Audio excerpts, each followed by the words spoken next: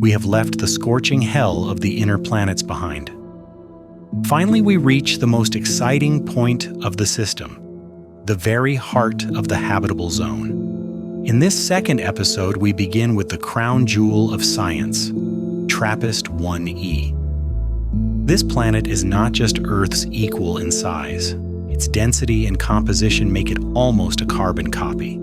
Scientists are certain that 1e has an iron core and a rocky surface, but what sets it apart is the perfect temperature balance, a delicate equilibrium capable of holding liquid water oceans. However, a very different view awaits us in the sky of TRAPPIST-1e. Its star hangs on the horizon as a massive red sphere, looming far larger than our Sun. Because of tidal locking, the Sun never sets here. One face is bathed in eternal red twilight, while the other is locked in everlasting frost. If life exists here, it is hiding under that unsetting orange sky on shores battered by massive waves. In our search for life beyond the solar system, this planet is the strongest candidate we have ever found. Data from the James Webb Telescope is currently analyzing whether this world holds an atmosphere. If TRAPPIST-1e has managed to develop a magnetic field strong enough to withstand its star's radiation storms, there could be clouds and rain just like ours. This might not be just a rock, it could be a living organism with continents and seas. In humanity's search for a plan B, this red world, 40 light-years away, seems like our most realistic stop. But the excitement isn't just about the planet itself, it's about its relationship with its neighbors. Standing on the surface of 1e, the other members of the system are so visible in the sky that they feel within arm's reach. Perhaps humanity's future lies hidden somewhere in this triple system. So, if we walked into a forest on this red world, what would we see? Forget the lush green trees of Earth. The star TRAPPIST-1 emits a light much weaker and more infrared than our Sun. To survive here, plants must absorb every single photon that falls upon them.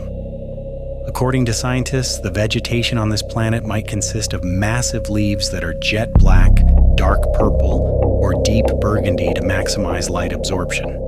This is not an emerald paradise. It is a Gothic garden, ruled by black and crimson. Life here must resist not only the colors but also the constant winds. The temperature difference between the scorching day side and the frozen night side creates violent storms that never cease along the Terminator line. Therefore, trees here might not grow toward the sky but evolve into flat forms hugging the ground, clinging to rocks designed to pierce the wind, a life form that grows horizontally, dancing with the storm. If there are creatures wandering among these black grasses, their eyes would look nothing like ours. Forced to see under dim red lighting, they likely possess massive eyes covering their faces. They might even have thermal vision, seeing what we call darkness, the body heat of living things. A cave that is pitch black to us might look like a glowing highway to them. The most fascinating possibility lies near the dark side of the planet. In those borders where starlight never reaches, creatures might have to produce their own light in the depths of the oceans or in dark valleys. Neon blue and purple creatures glowing through bioluminescence could be illuminating this eternal night. TRAPPIST-1e is not just a geological structure. It is a biological laboratory pushing the boundaries of evolution in every corner. This proximity brings a landscape that pushes the limits of the human mind. The planets in the TRAPPIST-1 system are packed so tightly that all 7 could fit in the distance between Earth and the Moon. If you stood on the surface of TRAPPIST-1e and looked at the horizon, neighboring planets like 1D or 1F would pass by, appearing as massive spheres 2 or even 3 times larger than the full moon. They would be so close that you could see their storm systems, continents, and icebergs with the naked eye as clearly as looking through binoculars. But this magnificent view comes with a terrifying price, a gravitational war. The neighboring planets, with their gravitational pull, could be creating tidal waves in the oceans hundreds of times more violent than those on Earth. Every passing neighbor could pull the oceans toward itself, forming walls of water miles high. So if there is life on these planets, it must survive not on calm shores, but in the shadow of wild seas rising and falling and constant seismic quakes. The concept of night works very differently in this system too. The planets align so frequently that almost every day, the shadow of another planet could fall upon you. Solar eclipses here are not rare natural events. They are a daily routine. The light of the red sun is frequently cut off by the passage of neighbors, plunging the world into sudden darkness in the middle of the day. This creates a chaotic but mesmerizing play of light that constantly disrupts the planet's climate and atmospheric balance. Yet this proximity is a unique opportunity for future space travelers. While it takes months to go to Mars in our solar system, traveling from one planet to another here could take as little time as an intercontinental flight on Earth. If a civilization were born here, they wouldn't talk about being aliens. They would talk about going to the neighboring island. So, if humanity settles here one day, what would our lives be like? Our biggest enemy on TRAPPIST-1e might not be aliens or monsters, but our own biology.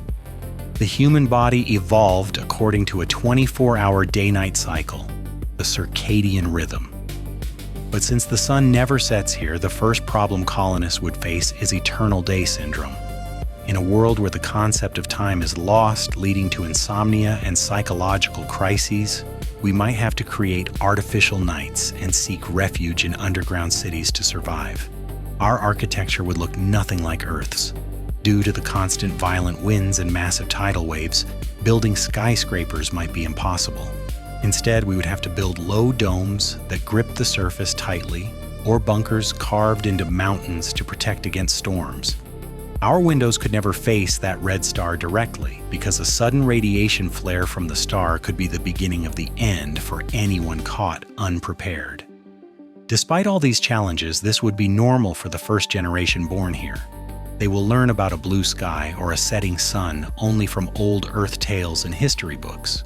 Growing up in a red twilight, they will dream while looking at the giant neighboring planets in the sky. Perhaps the true citizens of the universe are not us, but our grandchildren evolving on this harsh red world. We continue our journey toward the most interesting of these cosmic islands, the colder outer rings of the system. Moving further out where the star's heat fades, we are met by two massive water worlds, TRAPPIST-1f and 1g. These planets are slightly larger than Earth and contain a much higher percentage of water. According to scientists, these could be covered by oceans miles deep. But there is a problem. As we move away from the star, these water worlds might be turning into giant snowballs covered in thick ice sheets. If the cores of these planets are still hot, beneath those ice sheets, a completely different life form that needs no sunlight might be hiding. In the outermost ring lies TRAPPIST-1h. This is a frontier where the heat of the red sun is barely felt, ruled by eternal darkness and freezing cold. Completing its orbit in 19 days, this planet spins at the very edge like the system's protective wall. Even if Planet 1H once hosted life, it is now buried in silence like a completely frozen museum. This is the final gate where the life-giving warmth of a star system ends and the void of deep space begins. So, in light of all this information, could TRAPPIST-1 truly be our new home? Even if 40 light-years seems impossible with today's technology, the universe has a message for us. Earth is not unique. 7 different worlds, 7 different possibilities stand together around just one small star. James Webb and future giant telescopes will continue to analyze the gases in these planets' atmospheres one by one. Perhaps one day when we find the trace of oxygen or methane under that red light, our solitude in the universe will officially end. We have reached the end of our TRAPPIST-1 series.